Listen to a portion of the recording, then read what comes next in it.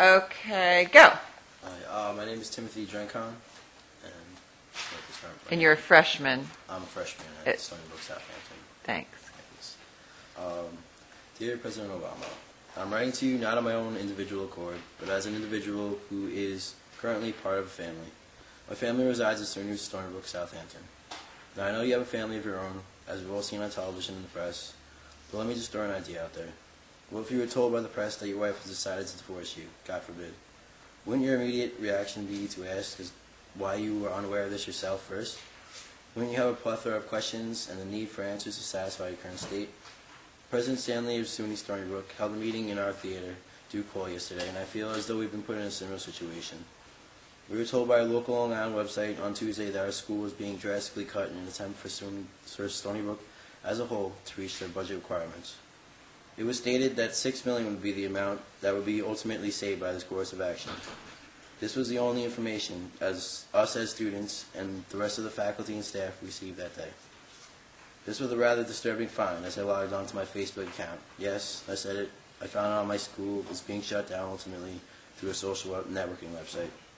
But that isn't the point here. The point is that we were given an ultimatum yesterday, and for me personally, it meant only two things. I was able to transfer to main campus with priority housing, or I could attend the closest community college so that I would be able to carry out my career as a college student. Now, I'm not saying I'm a brilliant, rigorous, role model student. I'm not even saying that I expect you to do anything to keep the school afloat. I would just like to inform you of how I feel about the recent events occurring around me and the current state of a promising institution on the eastern end of Long Island. I feel as though this place where I attend college every day is more than just a school.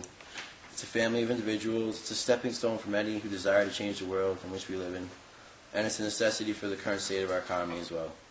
If you are a man of change, as you say you are, I would like to end this by saying that this country needs to get its priorities straight and gear their thinking towards the future. The time for change is now, and I feel as though you're making all the wrong ones. Thanks. We're recording. Go ahead. My name is Lauren Hannigan. I'm 18 years old, and I'm a freshman at Stony Brook, Southampton. I feel that it is not only my right, but my obligation to write you this communication. The faculty, staff, and students at Stony Brook Southampton University, located on Long Island, New York, is closing its doors. This is due to the lack of funds provided by New York State to keep this facility in operation. Our classes encompass the standard subjects, but specialize in ecology, sustainability, the environment, and marine biology. The United States government preaches how it is committed to combating global warming, going green, and being sustainable, and finding new ways to reverse our dependence on foreign oil. Recently, the major world powers, including the United States, committed billions of dollars to combat global warming. You propose the feasibility of drilling for oil along our shores. This is excellent if we practice what we preach. However, many educational institutions preach and practice the art of going green and sustainability. I know of one, Stony Brook, Southampton.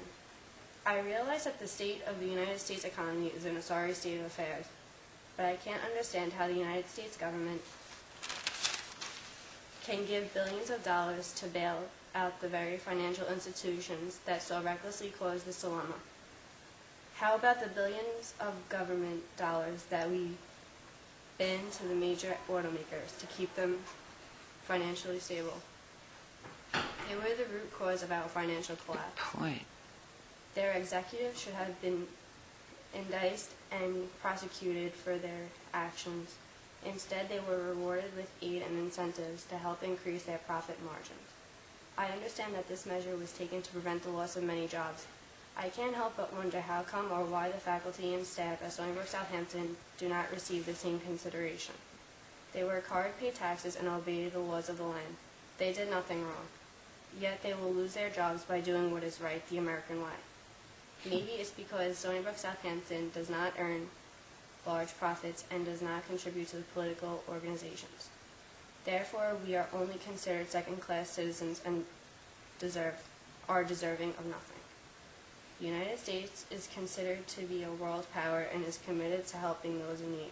This has been proven many times over, which leads me to the question, why can't we help our own citizens first? The U.S. spends billions of dollars every day to fight a war on foreign soil, not to mention the loss of precious American lives in this conflict. We send enormous amounts of money to Haiti, Chile, and other nations to help them in a time of need. This is very honorable. Maybe it's time we take a step back and look around our own shores. The working class is being pushed into poverty. Home foreclosures are on the rise, and unemployment is skyrocketing. America is falling apart at the seams. It is a sad state of affairs when a world power like the United States demonstrates a complete lack of concern for educating their citizens. Maybe we should look to Japan.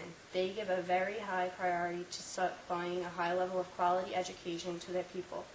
I am not asking for an Ivy League education. I just want a quality education which will help me to contribute my part to the future of mankind's existence on this planet.